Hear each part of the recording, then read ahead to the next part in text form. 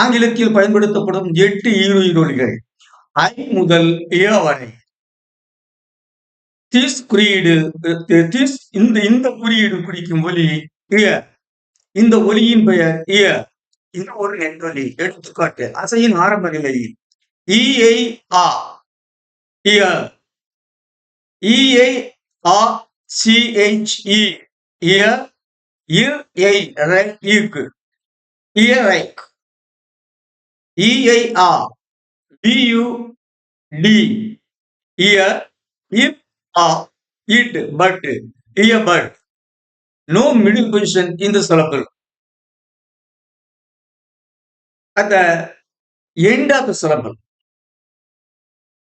B-I-E-A, if, ear, beer, C-H-E-E-R, each, ear, cheer, D-E-A-R, D-E-E-R, homophones, it, ear, dear, F-E-A-R,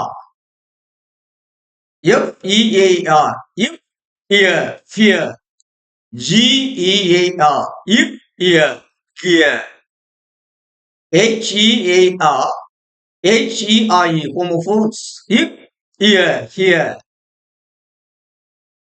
L-E-E-R, ill, ear, lear, M-E-I-E, im, ear, mere, N-E-A-R, in, ear, near, P-E-E-R, if, ear, peer, F-I-E-R, peer, homophones,